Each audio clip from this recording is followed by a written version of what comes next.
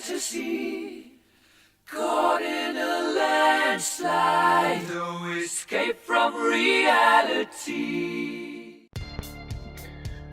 Okay, so I'm going to attempt to do this video. I've been trying to do some homework, been trying to know what I'm talking about before I talk about it, because I don't want my words to get skewed. I don't want to trail off on different things, but I also don't want to step on other people's videos, because I know one or two people that want to do a video on this more in depth as to the writer and not so much the character.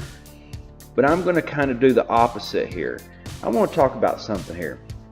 So Tom King has started writing Batman, and I can't remember how long he's been writing him, but it's been at least 5 or 6 issues, if not more.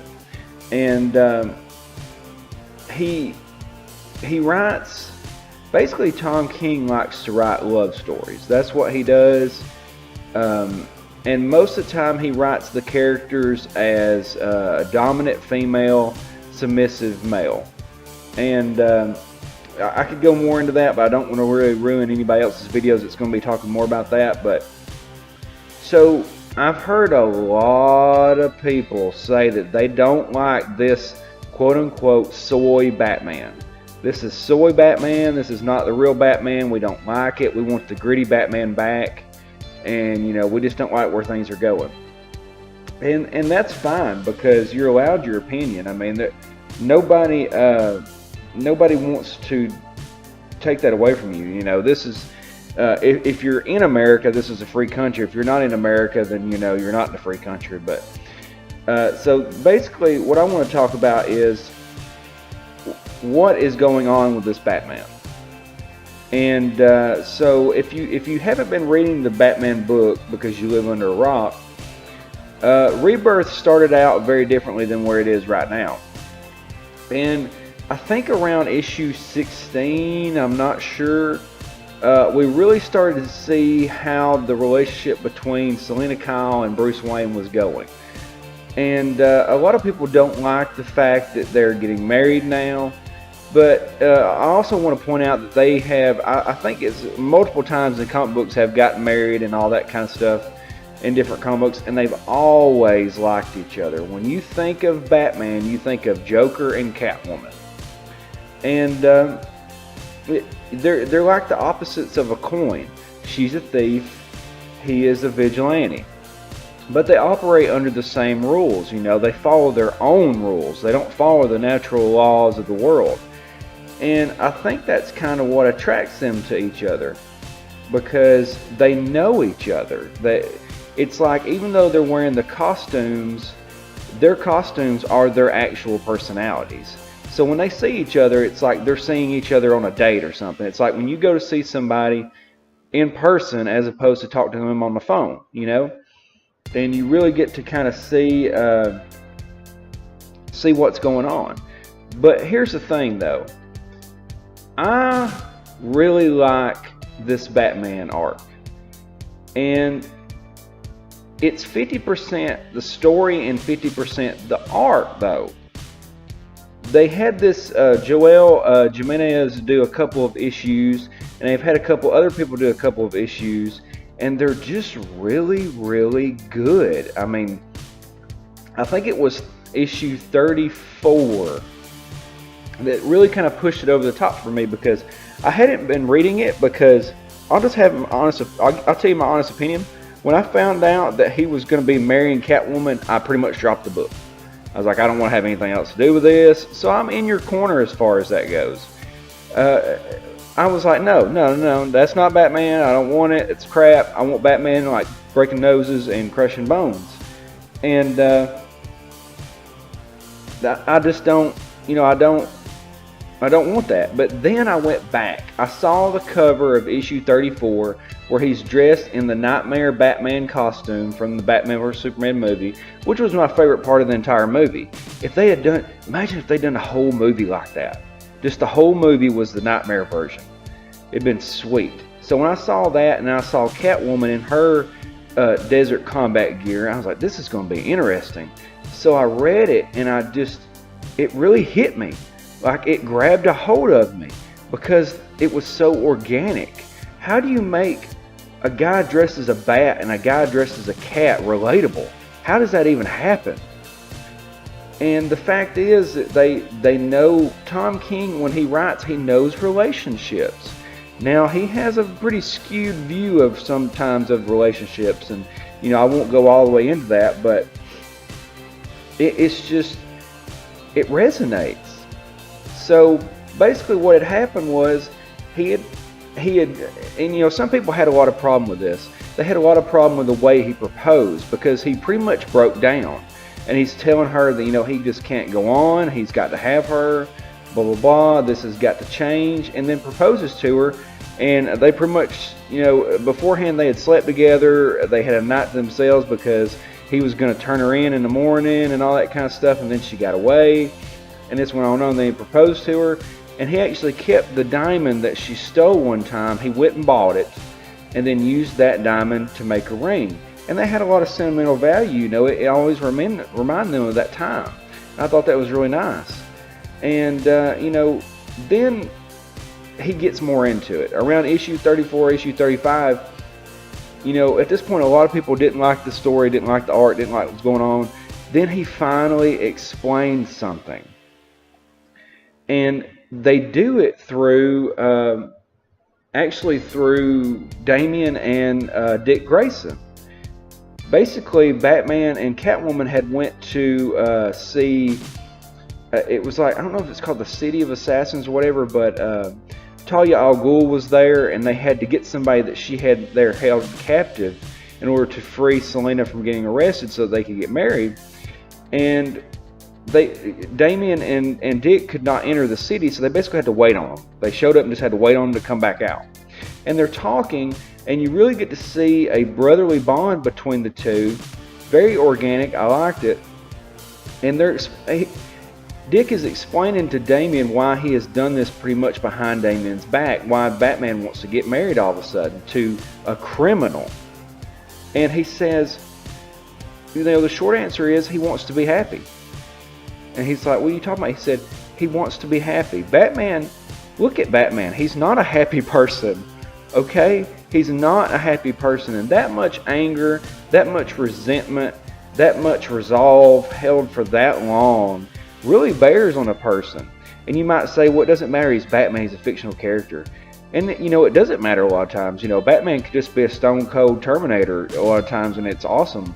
But I also like this aspect, this story, because you can always end this story and then just start a different story. So let's continue on with this story and see where it goes. And then, like I said, Dick had told Damian that Batman wanted to be happy. So at the end of the day, they meet, and Damian just looks at Batman and just stone cold asks him, "Are you happy?" And it shocks Batman. And Batman just looks at Selena and says, I'm getting there. And that's when Damian kind of knows what's going on. And that's why there's another reason that I'm so excited about this kind of storyline.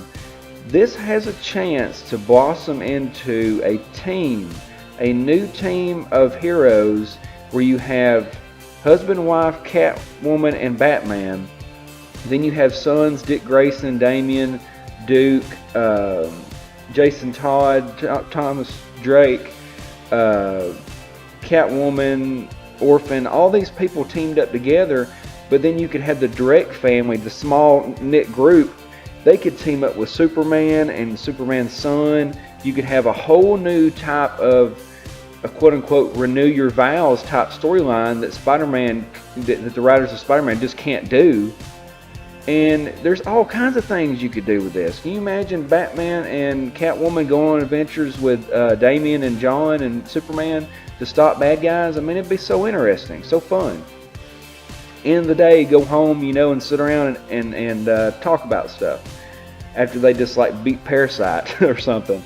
And so that just interests me. You might say, well, who cares? Who cares about that kind of stuff? We just want Batman beating up bad guys. Well, because it resonates with me, and the reason it resonates with me is because I'm at that point in my life. I'm at that junction in my life, and I think a lot of other people are, and that's the reason it kind of resonates with them. they're at that point where it's time to move to a different step of your life. It's time to do a different thing. And you accept that you are not the same person that you used to be. And that's kind of what Batman has decided to do. Batman's not getting any younger, you know, and that he's decided that he needs Selena in his life, and Selena needs him.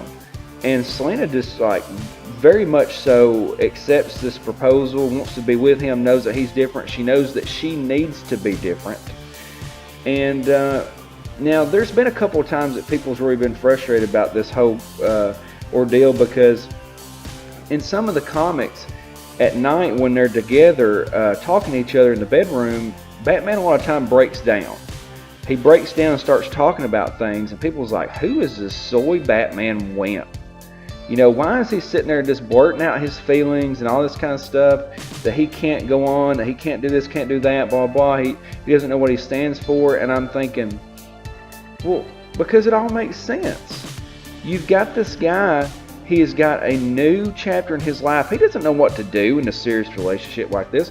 Batman's always been a one-night stand kind of guy, and now he's got this serious relationship where she is actually living with him full-time, and they're doing things together. They went with Superman and Lois to the fair together and all that kind of stuff. He's at a new point in his life where he can finally talk to somebody. So when it all comes out, sometimes it all just comes out just blurting out, you know, belligerent, teary-eyed stuff, but it's in the privacy of their own home at night. They're opening up to each other. It's not like he's walking around as Batman, beating up bad guys and then crying about his life. It's at night when they're at their most vulnerable, talking to each other. And Catwoman understands that because she's the same way. And then they come out with Batman the Annual #2. And that has got to be one of the most emotional Batman stories that I've ever read. I mean, it shows pretty much their full lifespan from when they first met to when they're on their deathbed. And it's just, it hits you right in the feels, man. It hits you right in the feels because it shows how they've changed. It shows what's going on. And a lot of people didn't understand it because they felt like it punked Batman. They feel like it punked Batman because Catwoman kept getting the upper hand on him, kept breaking into his house, pretty much punked him a few times when they were fighting. But what you don't realize is later on in the story, it explains that they were already dating. They were already dating, and they were playing a cat and mouse type of game with each other, and Catwoman was trying to inadvertently make him stronger through pointing out all of his weaknesses. Because when he finally catches her, she's in an apartment where he knew that she was going to be and that she knew that he could find. And when they take off their masks, they say, "Hey you," to each other. They were already dating. This was all just a game to them. And then it shows them later on in their life when they're on their deathbed, and it's just a really good just story of what happens when you get older. And especially as a superhero, you imagine Batman, what his body's going to be like when he's older. I mean, he could die very young, actually, from all the injuries that he's inflicted upon himself. So he needs to hurry up and find him a lady, because, I mean, he could turn around and die at 50. You never know.